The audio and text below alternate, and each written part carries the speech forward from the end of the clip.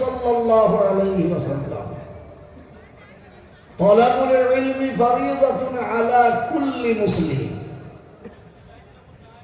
وقال عليه الصلاة والتسليم في موضع آخر خيركم من تعلم القرآن وعلمه وقال أيضا من قرأ القرآن وعمل بما فيه ألبس والده تاج يوم القيامة محترم মাননীয় সম্মানীয় যোগ্যতম সভাপতি সাহেব,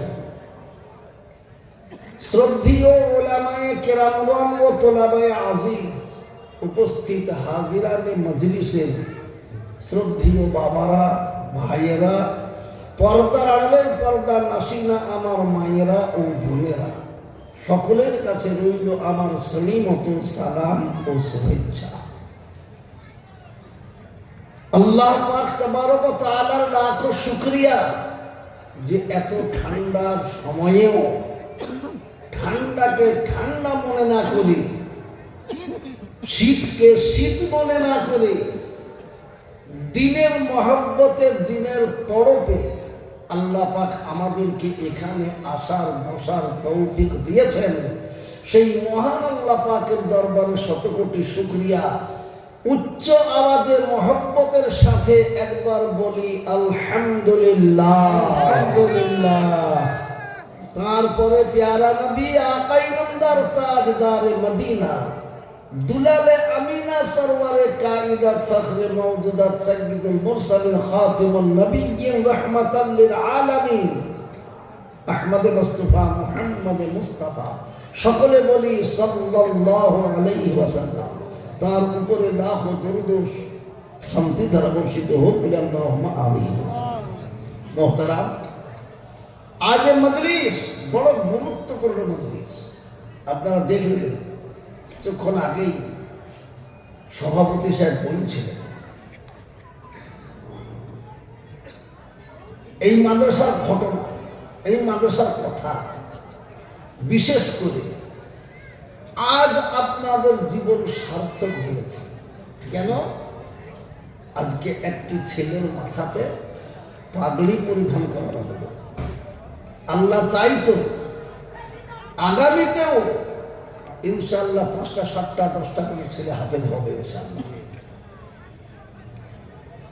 এইভাবেই তো হয়, কিন্তু শর্ত হচ্ছে গোটা এলাকাবাসী, গ্রামবাসী সকলের যেন আন্তরিক মহব্বত থাকে এই প্রতিষ্ঠানের প্রতি। থাকবে তো ইনশাআল্লাহ? আসতে হয়ে গেল ইনশাআল্লাহ, জোরে বলুন ইনশাআল্লাহ। ইনশাআল্লাহ। একটু চীনা মানুষের দোষও আছে, কি বলেন? সবাই চিনে নিয়েছে তো, এই লোকটা এসেছে, এইবার দেখ কোন কথা দেবে দিয়ে একবারে এমন ভাবে কলিজাতে হাত ধরে টান মারবে, কি বলেন, ভাবছেন। কিন্তু না, এখন তো নয়, যখন আল্লাহ করাবে তখন হবে। এখন তো আলহামদুলিল্লাহ আল্লাহ পাক তাবারক ওয়া তাআলা আমাদেরকে বসিয়েছেন মজলিসে। এটা কোন মজলিস জানেন বা? এই মজলিসকে বলা হয়েছে রহমতি। জোরে বলুন সুবহানাল্লাহ। শুধু তাই নয়, এই মজলিসের নাম বরকতি, এই মজলিসের নাম জান্নাতি। জোরে বলুন সুবহানাল্লাহ। এই মজলিসে বসলে আল্লাহ পাক গুনাহকে মাফ করে দেবেন। জোরে বলুন আলহামদুলিল্লাহ। এই মজলিসে বসলে আল্লাহ পাকের তরফ থেকে অফুরন্ত রহমতের ধারা বর্ষণ হবে ইনশাআল্লাহ। এই মজলিসে পাপী বান্দা পাপের বোঝা মাথায় করে নিয়ে বসবে, কিন্তু ফিরে যাওয়ার সময় পাপগুলোকে মাফ করিয়ে নিয়ে নেকির বোঝা মাথায় করে বাড়ি ফিরবে ইনশাআল্লাহ। এটা সেই মজলিস আমরা জানি না, শোনা। সেই জন্য আজ বলবো, যারা এখানে এসেছেন নিছক আল্লাহ তাদেরকে কবুল করেছেন বলে তবেই আসতে পেরেছি। আল্লাহ কবুল না করলে আসতে পারতাম না বাবা। এ দেখেন আমাদের হযরত মৌলানা ফজলুর রহমান সাহেব, আমি এলাকাতে যখন আসি দেখা হয়ে যায়। আর এ একটা লোক আজীব লোক বাবা, দোয়া করবেন ওনার জন্য, আল্লাহ যেন ওনার হায়াতকে দারাজ করেন, জোরে বলে আল্লাহুম্মা আমিন। এবং যতদিন বেঁচে থাকবেন যেন একনিষ্ঠার সাথে দিনের খেদমত করতে পারেন, জোরে বলে আল্লাহুম্মা আমিন। সব থেকে বড় কথা এটা, কদিন আগে আমার একটা লোক বলছে, আচ্ছা হুজুর আপনাকে যদি আল্লাহ জিজ্ঞেস করে এত পকেট মেরেছ কেন, তো কি করবেন, কি উত্তর দেবেন? আমি তো সোজা উত্তর রেখা আমাকে আল্লাহ জিজ্ঞেস করবে এত পকেট মেরেছ কেন, আমার খোদা তুমি জানো আমি তো আমার পকেটে ভরার লেগে মারিনি, তুমি বলেছ দিনকে চালাও। মানুষ যদি সোজা হালে না আসে তো তুমি তো কোরআনে বলেছ হিকমতের সাথে, হ্যাঁ আল্লাহ কৌশলের সঙ্গে বলেনি সরাসরি। বাবা হক কথাটা যদি সরাসরি বলেন রাগ হয়ে যাবে, হবে কি হবে না?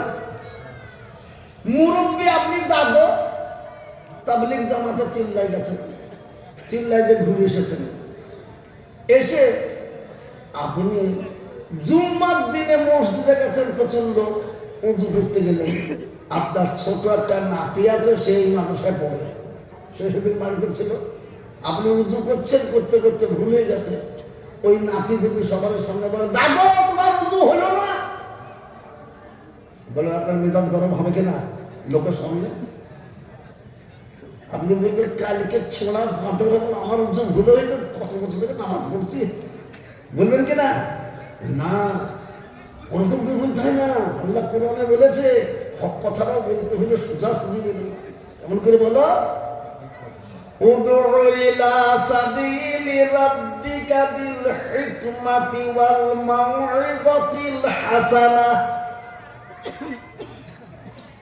কাউকে যদি সুপথে আনতে হয়, সৎ কথা বলতে হয়, তো হিকমত কৌশলের সঙ্গে বলো, আর তোমার ভাষাটা যেন হয় মধুর ভাষা। সুবহানাল্লাহ। হ্যাঁ, ওখানে জাতির উচিত ছিল কি, দাদা তুমি বুড়ো মানুষ, আমি ছেলে মানুষ, তোমার মতন উঁচু তো আমার হয়নি, তাহলে দাঁড়াও আমি একবার পানি নিয়ে আসি, আমি উঁচু করি, ভুল হয়ে গেলে ফেলে দেব। এইবার নাতি ওজুর পানি নিয়ে এলো, ওজু করতে লেগেছে, দাদু দেখছো তো? হ্যাঁ হ্যাঁ দেখছি। করতে করতে উঁচু সব করে ফেললো, দাদু হয়েছে তো? দাদুর তো হুঁশ হয়ে গেল, কি আরো দিতে হয়েছে, আমার তো হয়নি, মনে মনে ভাবছে, কি বলে? তো দাদুকে শান্তিও করে দিল, আবার দাদুকে শিখিয়েও দিল। এইভাবে বলতে হবে বা, তা না হলে হবে না। বসে আছেন দলবল মিলে, আমি যদি বলি আদান হয়ে গেল নামাজ পড়লি, বসে তো করে আমি যেই হয়ে গেল আমাদের তুমি পড়বে না, বলবে কি বলবে না? না, হিকমত লাগাও, কৌশল লাগাও। ইনশাআল্লাহ আল্লাহ বলে দিয়েছেন হিকমত কৌশলে কথা বলো, কাজ হবে ইনশাআল্লাহ। সেই জন্য আমি আপনাদেরকে বলবো কোনো কাজ সরাসরি করতে হয় না, বা জি একটু হিকমত কৌশল লাগিয়ে।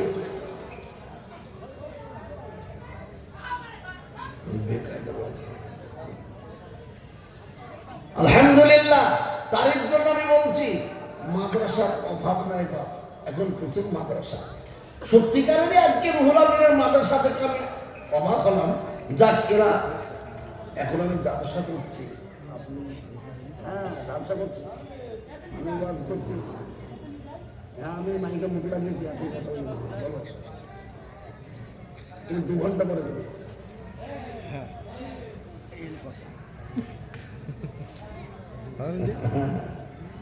আলহামদুলিল্লাহ। তাই আমি আপনাদেরকে বলবো বাবজি, কেন আমি অবাক হলাম, এই একটা ছেলে পাগল, আবার যখন রুহুল আমিন সাহেব যে কথা বলতে দিল, চমৎকার কথা শুনিয়ে দিল, বা তো মারাত্মক কথা শুনিয়ে দিল। কি সেই মাদ্রাসা যে রান্না বান্না করতো, খাবার দাবারের ব্যবস্থা করতো, সেই মুরব্বিটাকে তালবিলিমরা রাগায় তো গরু বলে, নাকি বলে? কিন্তু সেই গরু শুনতে শুনতে শুনতে শুনতে যত রাগই না থাক, একদিন না একদিন তো রাখবেই, রেগে বাড়ি পালিয়ে গেল। তারপরের দিনে এবার আপনি চলে আসেন, কেন? সুবহানাল্লাহ, সে দেখছে কিয়ামত শুরু হয়ে গেছে, আর একবারে লোকজন সেই ফুলসিরাতের ফুল পার হচ্ছে, আর সেই টাইমে এই মাদ্রাসার কিছু তালবিলিমের মতো তালবিলিম তারা পার হচ্ছে। আমাকে তারা দেখতে পেয়েছে, ওই দাসে গরু নিয়ে দাঁড়িয়ে আছে, চ চ চ গরুটাকে নিয়েছ, গরুটাকে নিয়েছ। একবারে গরুকে জড়িয়ে ধরে আমাকে সাথে লিফুন পালপিন জান্নাতে পৌঁছে দিল। জলুন সুবহানাল্লাহ, জলুন সুবহানাল্লাহ। ওই বুড়ি বলছে, ঘুম থেকে উঠে এসে সেক্রেটারিকে হুজুর আপনি বেতন না দিলে সারা বছর থাকবে। কি বলেন? কেন? পেয়ে গেল। সুবহানাল্লাহ, কাদের উপর রাগ চলে এসছে। কারা এরা? আল্লাহু আকবার। এই তালিবে ইলমদের কথা আপনি জানেন না বাবা, শুনলেন ভালো করে। কি এই তালিবে ইলমদের জন্য জনাবে রাসূলুল্লাহ সাল্লাল্লাহু আলাইহি সাল্লাম বলছেন, যারা দ্বীনি ইলমকে তলব করার জন্য মা বাপের মায়া, দেশের মায়া, গ্রামের মায়া ছেড়ে বিদেশে পৌঁছে যায়, আর যতক্ষণ পর্যন্ত সে বিদেশে থাকে আল্লাহ বলে দিয়েছেন তারা ততদিন পর্যন্ত আমার রাস্তাতেই থেকে গেল।